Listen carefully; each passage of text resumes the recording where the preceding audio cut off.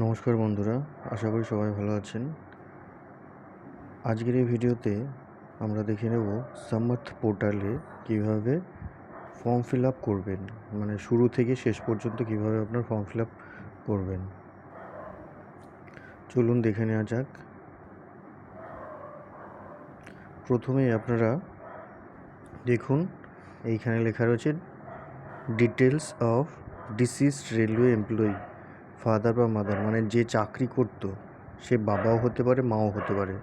যদি বাবা চাকরি করতেন তাহলে বাবার ডিটেলসগুলো প্রথম ইয়েতে ভরবেন, এই কয়েকটা স্টেজে ভরবেন।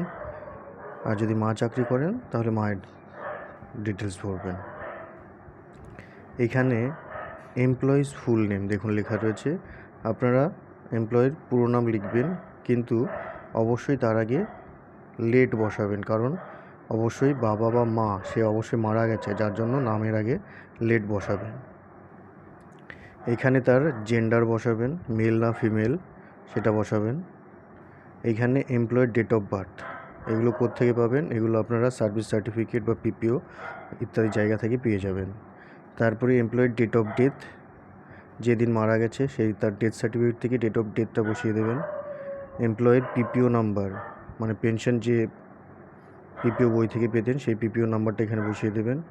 এমপ্লয়ের ডিপার্টমেন্ট পেয়ে যাবেন সার্ভিস সার্টিফিকেট বা পিপিওতে। এমপ্লয়ের ডেজিগনেশন লিখে দেবেন টাইপ করে। তারপরে এমপ্লয়ি দেখবেন এখানে রেলওয়ে পেনশনই থাকবে, সবসময় রাখবেন। এমপ্লয়ি লাস্ট পে, এগুলোও পিপিওতে পেয়ে যাবেন বা সার্ভিস সার্টিফিকেটে পেয়ে যাবেন। এইবার চলুন নিচে দেখা যাক পেনশন ক্লাসিফিকেশন ডিটেলস। এইখানে পেনশন ক্লাসিফিকেশন ডিটেলসে আপনারা শুধুমাত্র এই জায়গাটা বসাবেন, ডেট অফ রিটায়ারমেন্ট ডেট বা ডেট অফ, যদি কেউ ইন সার্ভিসে মারা যান তার ক্ষেত্রে ডেট অফ ডেথটা বসিয়ে দেবেন। আর যারা রিটায়ার করে মারা গেছেন তাদের ক্ষেত্রে ডেট অফ রিটায়ারমেন্টটা বসিয়ে দেবেন, যেটা আপনারা সার্ভিস সার্টিফিকেট থেকে বা পিপিও থেকে পেয়ে যাবেন। আর কিছু এইখানে এইগুলো আপনাদের ফিল আপ করার প্রয়োজন নেই, ঠিক আছে? এইগুলো কোনো কিছু ফিল আপ করার প্রয়োজন নেই।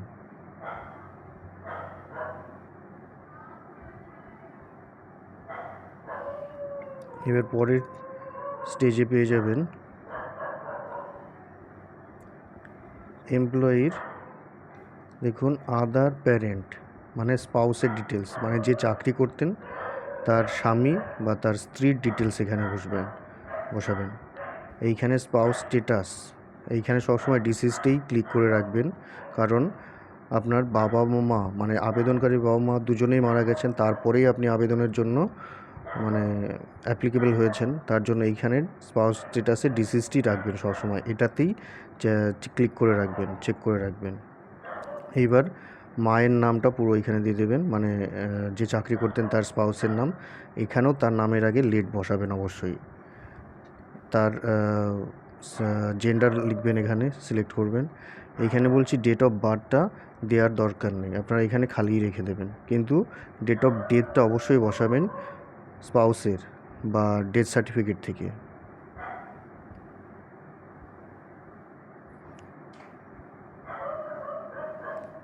আর বাকি জায়গাগুলো এখানে আপনাদের কোনো কিছু ফিল আপ করতে হবে না, এগুলো খালি রেখে দেবেন, কোনো কিছু ফিল আপ করার দরকার নেই। এইবার এইখানে দেখুন নেক্সট, এটা ফার্স্ট পেজ চলে গেল, এবার নেক্সট পেজে চলে যাবেন বা নেক্সট স্টেপে চলে যাবেন। চলুন নেক্সট স্টেপে কী আছে দেখে নেওয়া যাক। নেক্সট স্টেজ এলেই দেখবেন এইবার যে আবেদনকারী তার ডিটেলস ভরতে হবে।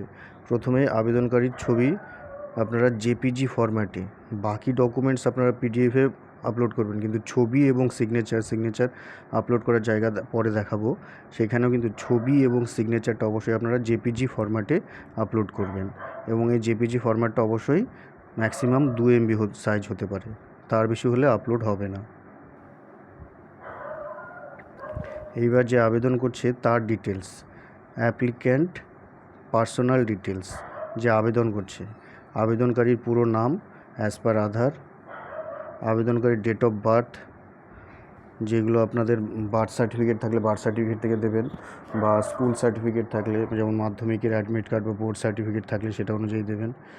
এবং এই ডেট অফ বার্থটা যেন আপনার এক হয় সব, মানে আপনার বার্থ সার্টিফিকেটের সাথে যেন অবশ্যই আধার পেনে ম্যাচ করে, নইলে কিন্তু অ্যাপ্লিকেশন অ্যাকসেপ্ট হবে না।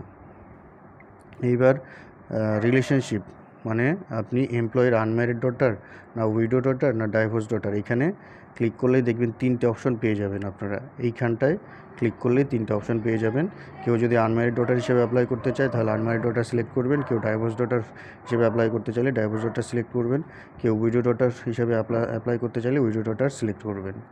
এইবার এগুলো দেখবেন ফাদার্স নেম এবং মাদার্স নেম, যেহেতু আগের পেজে ফিল আপ করে রেখেছেন তাই এগুলো অটোমেটিক্যালি চলে আসবে, এইখানে ফিল আপ করার কোনো অপশান থাকবে না এবং দরকারও নেই।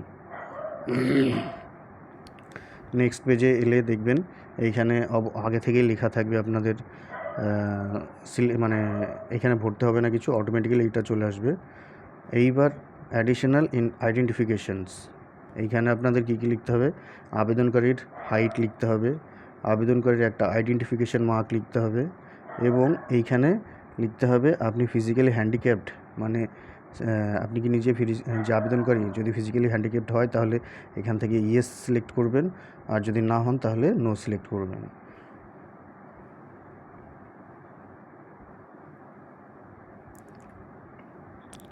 অ্যাপ্লিক্যান্টের পুরো ঠিকানাটা এখানে লিখে দেবেন আপনারা, পিনকোড এবং পুরো পোস্ট অফিস বা ডিস্ট্রিক্ট এই সমস্ত পুরো অ্যাড্রেস আপনাদের লিখে দেবেন, এবং নিয়ারেস্ট রেলওয়ে স্টেশনও এখানে এন্ট্রি করে দেবেন, লিখে দেবেন। এইবার আছে দেখবেন পেয়ে যাবেন সিবলিংস ডিটেলস, মানে যে আবেদন করছে তার সমস্ত ভাই বোনদের ডিটেলস এখানে ভরতে হবে আপনাদের।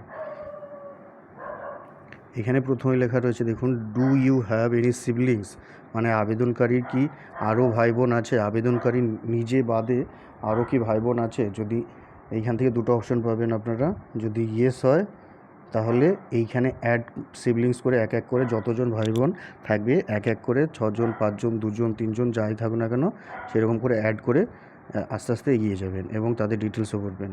এইখানে লেখা রয়েছে দেখুন, is your name in railway documents, আপনার নাম কি কোনো রেলের কাগজে আছে, যদি থাকে তাহলে ইয়েস সিলেক্ট করবেন, এবং না থাকলে দেখবেন দুটো জিনিস এখানে বেরিয়ে আসবে, একটা হচ্ছে ইনডেমনিটি বন্ড আর একটা হচ্ছে লিগ্যাল এয়ার সার্টিফিকেট। এইগুলো আপনাদের রেলের কাগজে নাম না থাকলে সেগুলো লাগবে। এইবার চলুন নিচে দেখে নেওয়া যাক। এইবার যে আপনাদের যদি ভাই বোন থাকে তাহলে অ্যাড সিবলিং করে বলে গেলাম যে এক এক করে সবার নাম, ডেট অফ বার্থ ইত্যাদি ফিল আপ করতে থাকবেন। সিবলিং 1 বলে এখানে সিবলিংয়ের নাম লিখবেন, মানে ভাই বোনের নাম লিখবেন, তার ডেট অফ বার্থ লিখবেন, আপনার সাথে তার রিলেশন, এইখান থেকে এইটা ক্লিক করে আপনারা ব্রাদার সিস্টার বা কী হয় আপনার সাথে তার সম্পর্ক কী, আবেদনকারীর সাথে কী সম্পর্ক, তার ম্যারিটাল স্ট্যাটাস মানে ম্যারিড আনম্যারিড উইডো সিঙ্গেল কী সেগুলো এখান থেকে পেয়ে যাবেন। এইখানে তার অকুপেশন লিখবেন, সে কী করে, এইখানে সে কি এখনও জীবিত আছে না মারা গেছে এখান থেকে সিলেক্ট করে আপনারা লিখে দেবেন। সে অ্যালাইভ না ডিসিজড, এইখানে দেখবেন অ্যালাইভ হলে এ আসবে এবং ডিসিজড হলে ডি, এরকম করে এইখানে সিলেক্ট করলে আপনারা পেয়ে যাবেন। সিবলিং 2 বা আরও ভাই বোন থাকলে তার ডিটেলস, তার ডেট অফ বার্থ, তার সাথে আপনার সম্পর্ক, তার ম্যারিটাল স্ট্যাটাস, তার অকুপেশন মানে তার পেশা, সে কি এখনও বেঁচে আছে কি নেই সেটা লিখবেন।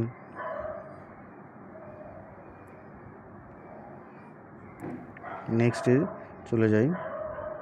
এবার রয়েছে একটা ইম্পর্টেন্ট জিনিস, সেটা হচ্ছে উইটনেস ডিটেলস।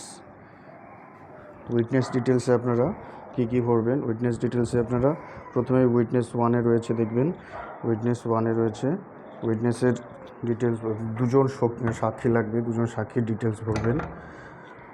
উইটনেস 1-এ প্রথমে উইটনেস 1-এর নাম লিখবেন,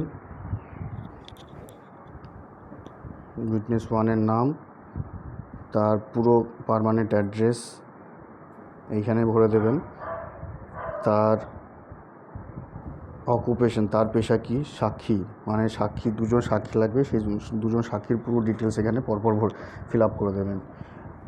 উইটনেস 1-এর আধার নাম্বার, একদম এক্স্যাক্ট আধার নাম্বার, যে সাক্ষী দিচ্ছে আপনার পক্ষে সেই সাক্ষীগণের দুজনের অবশ্যই আধার নাম্বার লাগবে।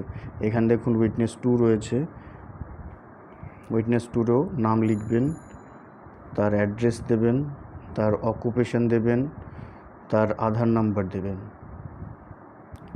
এইবার নিচে এলে দেখতে পাবেন এইখানে প্রথমে আপনারা আপনার নিজের সিটি, স্টেট, পিনকোড চলে আসবে।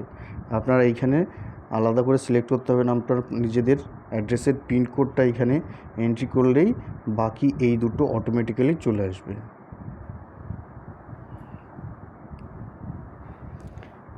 কিন্তু পোস্ট অফিসটা আপনাদেরকে নিজেকেই ফিল আপ করতে হবে এবং পুলিশ স্টেশনও আপনাদেরকে নিজেদেরকেই ফিল আপ করতে হবে। এরপরে রয়েছে অ্যাপ্লিকেন্টের নিজস্ব মোবাইল নাম্বার, অ্যাপ্লিকেন্টের নিজের ইমেল অ্যাড্রেস ফিল আপ করে দেবেন, অ্যাপ্লিকেন্টের নিজের আধার নাম্বার, অ্যাপ্লিকেন্টের নিজের প্যান নাম্বার, এগুলো ভরে দেবেন, ফিল আপ করে দেবেন। এইটা হলো second page fill up complete হয়ে গেল। Second page fill up complete হয়ে গেলে নেক্সট স্টেপে ক্লিক করবেন এবং নেক্সট পেজে চলে যাবেন। এই পেজে এলে দেখবেন দুজনের এরকম লাগবে। এটা হলো অ্যাপ্লিকেন্টের নিজের ব্যাংক ডিটেলস এখানে ভরতে হবে। এই সমস্ত দেখবেন এখানে লেখা রয়েছে কী কী ভরতে হবে আপনাদেরকে। অ্যাপ্লিকেন্টের, এটা বারবার বলছি, এটা যে আবেদন করছে তার, এইখানে এইটা, এখানে এটা ব্যাংকের নাম, এখানে এইটা, এইখানে অ্যাড্রেসটা। এরপরে নিচে এলে দেখতে পাবেন শেষ যে পেনশন পেত তার সম্বন্ধে ভরতে হবে। এটা শেষ যে পেনশন পেত নিচে তার সম্বন্ধে ভরবেন, তার ডিটেলস ভরবেন। এইখানে সে কোথা থেকে পেনশন পেত, আগে ব্যাংক থেকে পেনশন পেত লাস্ট পেনশনার, পোস্ট অফিস থেকে পেনশন পেত, সেটা আগে সিলেক্ট করে নেবেন এবং বাকিগুলো লাস্ট পেনশনারের। এটা কিন্তু এই সমস্তগুলো হচ্ছে পরেরটা লাস্ট পেনশনারের, এগুলো হচ্ছে লাস্ট পেনশনারের শেষ যে পেনশন পেত। এখানে সেই ডিটেলসগুলো, তার ডিটেলসগুলো, শেষ যে পেনশন পেত তার ডিটেলসগুলো ভরবেন। এইবার আবেদনকারীর ফাইন্যান্সিয়াল ডিটেলস ভরবেন, ইনকাম রিলেটেড ইনফরমেশান। এখানে যেইগুলো লেখা রয়েছে আপনারা পড়ে নেবেন এবং সেই অনুযায়ী এখানে ফিল আপ করে দেবেন কোথার থেকে আপনার কীরকম ইনকাম।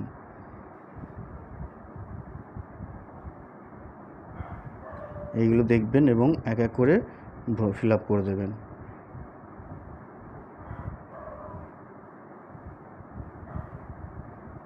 এইটা হয়ে কমপ্লিট হয়ে গেলে এই পেজটাও কমপ্লিট হয়ে গেল। এইবার আপনি নেক্সট স্টেপ ক্লিক করবেন এবং নেক্সট পেজে চলে যাবেন। নেক্সট পেজে চলে গেলে দেখবেন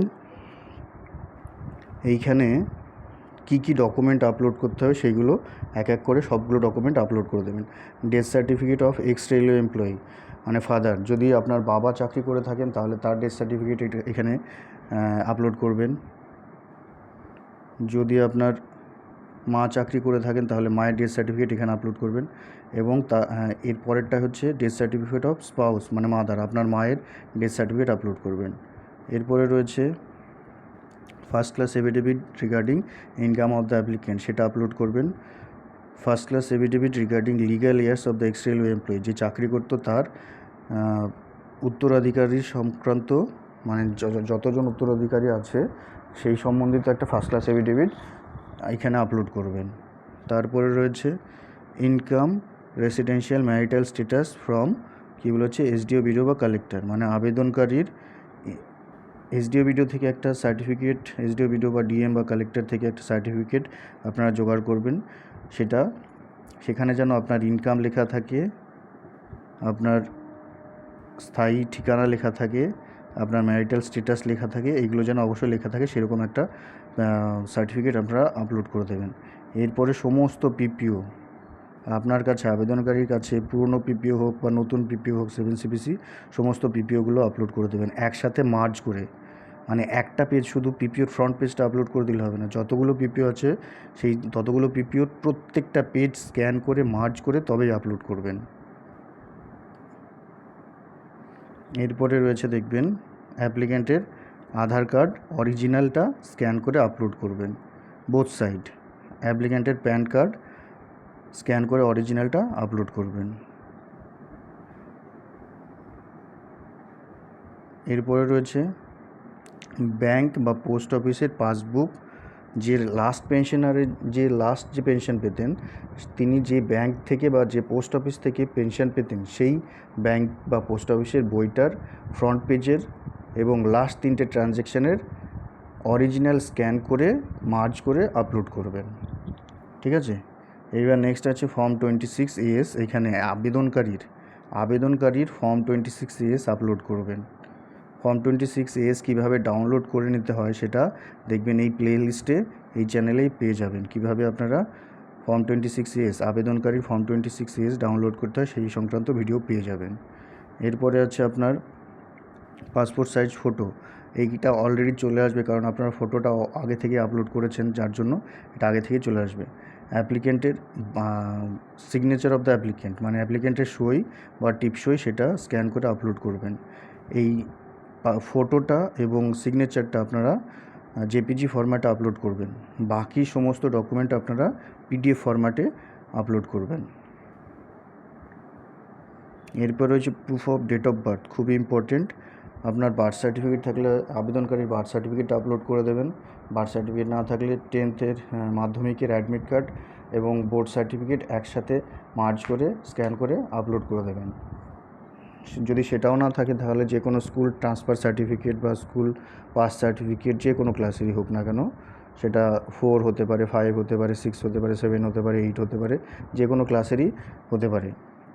বা ক্যারেক্টার সার্টিফিকেটও, স্কুল থেকে পাওয়া ক্যারেক্টার সার্টিফিকেটও যেখানে আপনার ডেট অফ বার্থ মেনশন করা রয়েছে সেটাও আপলোড করতে পারেন। এইবার রয়েছে Aadhaar card, PAN card of other siblings, মানে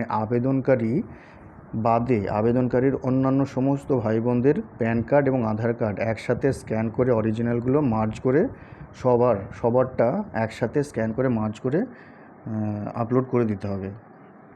এরপর রয়েছে এমপ্লয়ের সার্ভিস সার্টিফিকেট। যদি আপনাদের কাছে সার্ভিস সার্টিফিকেট থেকে থাকে এমপ্লয়ের, তাহলে অবশ্যই এখানে আপলোড করে দেবেন, নইলে কিন্তু আপনার অনেক ডিটেলস এখান থেকে পাওয়া যাবে না, যার জন্য অফিসের কাজের ক্ষেত্রে এটা অসুবিধা হবে। এরপরে ফ্যামিলি ডিক্লারেশন সংক্রান্ত পেজ, মানে ফর্ম 6, যেটা আপনার পেনশন বুকলেটে পাবেন, যা আগের ভিডিওতে আমি আলোচনা করে রেখেছি, বা G36B, সেগুলো আপলোড করে দেবেন।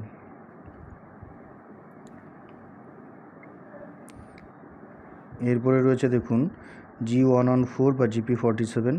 এইগুলো হলো তাদের ক্ষেত্রে পাওয়া যায়, আগেই বলেছে আগের ভিডিওগুলোতে, যারা ইন সার্ভিস মারা গেছে সাধারণত তাদের ক্ষেত্রে GP47 বা G114 এবং ফর্ম 19, এই দুটোতে ফ্যামিলি ডিক্লারেশন, মানে ফ্যামিলি মেম্বারদের নাম লেখা থাকে।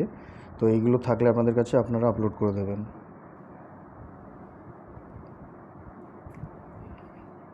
এরপরে রয়েছে কমপ্লিমেন্টারি পাস বা পিটিও, যেগুলো আমি আগের ভিডিওতে আলোচনা করেছি কীরকম দেখতে হয়, ছবি সহকারে দেখবেন, সব ফ্যামিলি মেম্বারদের নাম লেখা থাকে। সেই কমপ্লিমেন্টারি পাস বা পিটিও আপলোড করে দেবেন যদি আপনাদের কাছে থাকে। যদি নয়, চেষ্টা করবেন খুঁজে বের করে, অবশ্যই আপনাদের বাবা মা যে ফ্যাসিলিটিগুলো রেলওয়ে থেকে নিয়েছেন সেখানে থাকবে, অবশ্যই সেটা আপলোড করে দিতে। এইগুলো যত বেশি ডকুমেন্ট আপনি আপলোড করবেন তত আপনার পাওয়ার সম্ভাবনাটা বেশি হবে। যদি যত কম ডকুমেন্ট আপলোড করবেন তা আপনার ক্ষেত্রে পেনশন পাওয়ার সুযোগও তত কম হবে। এরপরে RLHS বা RECHS বা মেডিকেল কার্ড থাকলে সেটা এখানে আপলোড করে দেবেন। এরপরে ফ্যামিলি আইডেন্টিটি কার্ড, সেটা থাকলে আপলোড করে দেবেন।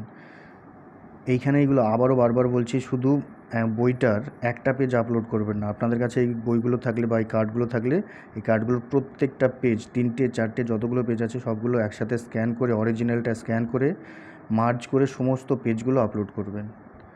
এছাড়াও যদি অন্য কোনো ডকুমেন্ট যেখানে ফ্যামিলি মেম্বারদের নাম, এমপ্লয়ি, রেলে চাকরি করারত বা রিটায়ারমেন্টের সময় বা তারপরেও এন্ট্রি করে গেছেন, সেই সমস্ত কোনো কাগজ যেখানে আপনাদের ফ্যামিলি মেম্বারদের নাম, মানে যে চাকরি করেন তার ফ্যামিলি মেম্বারদের নাম এন্ট্রি করা ছিল, সেই ডকুমেন্ট এখানে আপলোড করে দেবেন যদি আপনাদের কাছে থেকে থাকে।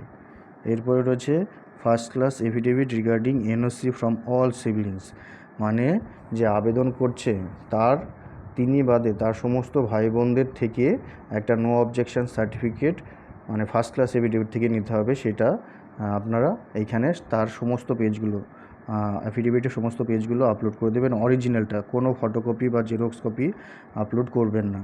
এরপরে রয়েছে নন রিম্যারেজ বা নন ম্যারেজ সার্টিফিকেট।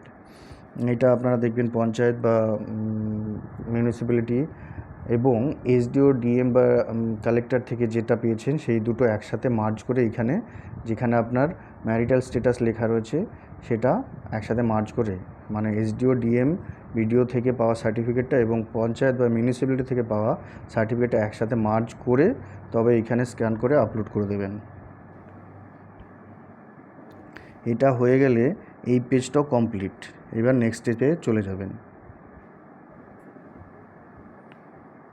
নেক্সট স্টেপে আসলে দেখবেন এরকম আপনাদের ডেট এবং টাইমস চুজ করার স্লট পাবেন। এইখানে প্রথমে ডেট চুজ করে নেবেন, এইখানে ক্লিক করে আপনারা এইখানটাতে ক্লিক করে ডেট সিলেক্ট করে নেবেন। দেখবেন আপনারা যেদিন ফর্ম ফিল আপ করবেন তার থেকে মিনিমাম 15-20 দিন পর আপনারা ডেট সিলেক্ট করতে পারবেন। আমি আবারও বলছি, যেদিন আপনারা ফর্ম ফিল আপ করছেন তার 2-5 দিনের মধ্যে ডেট সিলেক্ট করতে পারবেন না।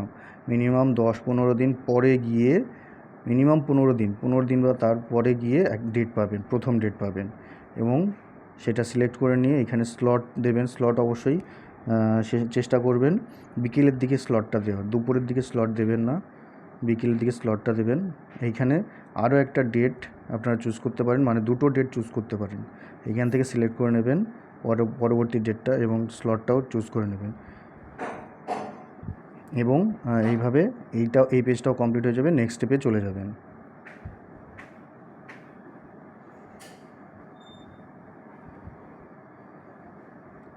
নেক্সট স্টেপে চলে আসলে দেখবেন আপনার এতগুলো কাজ অলরেডি কমপ্লিট হয়ে গেছে। এইবার লাস্ট স্টেজটা, এইখানে এলে দেখবেন আপনি যত দূর ফর্ম ফিল আপ করেছেন, যতগুলো স্টেপ করেছেন তার প্রিভিউ দেখতে পাবেন। প্রিভিউটা ঠিকঠাক দেখে নেবেন, ঠিকঠাক আছে কি না। আপনি যে ফর্ম ফিল আপটা এতক্ষণ করলেন তা সেই ফর্ম ফিল আপটার পুরো ডিটেলস এখানে নিচে চলে আসবে। দেখুন এইখান দিয়ে আপনি প্রথম থেকে যে ডিটেলসগুলো ভরেছেন সমস্ত এইখান দিয়ে পরপর দেখবেন চলে আসবে। আপনারা এগুলো পুরো চেক করে নেবেন, পুরো 1-2 করে এইরকম পুরোটা দেখবেন। ফর্মটা আপনারা যতক্ষণ ফিল আপ করলেন এইখানে পুরো সমস্ত ইনফরমেশানগুলো চলে আসবে, দেখে নেবেন, আপনারা মিলিয়ে নেবেন ক্রস চেক করে। যদি ভুল থাকে তাহলে এখনও পর্যন্ত ব্যাকে গিয়ে আপলোড করতে, মানে আপনারা এডিট করতে পারবেন। এটা কমপ্লিট হয়ে গেলে দেখবেন এই ডকুমেন্ট কী আপলোড করেছেন এগুলো সব দেখে নেবেন। দেখে নিয়ে এইখানে চেক বক্সে টিক করে আপনারা কী করবেন, সাবমিট অ্যাপ্লিকেশান করে দেবেন। সাবমিট অ্যাপ্লিকেশান করলেই দেখবেন একটা পপ আপ এখানে এইরকম, এইখানে আমি দেখাতে পাচ্ছি না, এইখানে একটা বক্স শো হবে এইরকম করে, দেখবেন এই জায়গায় একটা বক্স শো হবে এবং আপনার ইমেলে দেখবেন একটা অ্যাপ্লিকেশন ফর্ম মানে অটোমেটিক্যালি সেন্ড করা হবে অফিসের অ্যাড্রেস থেকে। সেই অ্যাপ্লিকেশন ফর্মের পিডিএফটা আপনারা প্রিন্ট আউট করে দেখবেন এখানে শো হবে ব্রিং উইথ অরিজিনাল ডকুমেন্টস এবং আরও নিচ দিয়ে এইরকম লেখা থাকবে কী কী নিয়ে আসতে হবে, অরিজিনাল কাগজগুলো নিয়ে আসতে হবে সেই দিনগুলোতে, যেদিন অফিস আপনাকে ওই দুটো ডেট যে সিলেক্ট করেছেন সেখান থেকে বা অফিস নিজস্ব মতো একটা ডেট দিতে পারেন, সেই ডেটে আপনারা আসবেন সমস্ত অরিজিনাল কাগজপত্র নিয়ে এবং ছবি নিয়ে। সেখানে দেখবেন ওই বক্সে লেখা থাকে এবং ওই যে অ্যাপ্লিকেশানটা আপনাদের ইমেলে সেন্ড করা হলে, এইটা অ্যাপ্লিকেশান ফর্মটা ফিল আপ করা হলে আপনাদের ইমেলে একটা ফর্ম যায়, সেটার পিডিএফ প্রিন্ট আউট করে সমস্ত কিছু নিয়ে ওই যেদিন ডেট দেওয়া হবে আপনাদের সেই দিন অফিসে এসে আপনাদের প্রাইমারি ভেরিফিকেশান হবে। তো এইভাবে আপনাদের ফর্মটা কমপ্লিট হবে। আপনারা চাইলে লগ ইন করে ইমেল অ্যাড্রেস দিয়ে লগ ইন করে আবার ওই লগ ইন ইমেল এবং পাসওয়ার্ড দিয়ে লগ ইন করে দেখতে পাবেন প্রত্যেকটা স্টেপ আপনার কোথায় কতদূর এগুলো আপনারা চেক করতে পারবেন। তো আশা করি আপনারা বুঝতে পেরেছেন কীভাবে সামার্থ পোর্টালে একটা অ্যাপ্লিকেশান শুরু থেকে শেষ পর্যন্ত এডিট করতে হয় বা ফিল আপ করতে হয়। এছাড়াও কিছু অসুবিধা হলে আপনারা যে কোনো ওয়ার্কিং ডেতে অফিসে গিয়ে আপনারা কথা বলতে পারেন অফিস স্টাফের সাথে। তারা অবশ্যই আশা করি হেল্প করবেন, আপনাদের সাহায্য করবেন। তো আজকের ভিডিওতে এইটুকুই, ধন্যবাদ। আশা করি সবাই ভালো থাকবেন এবং ফর্ম ফিল আপ করতে খুব সহজেই উপকৃত হবেন। ধন্যবাদ।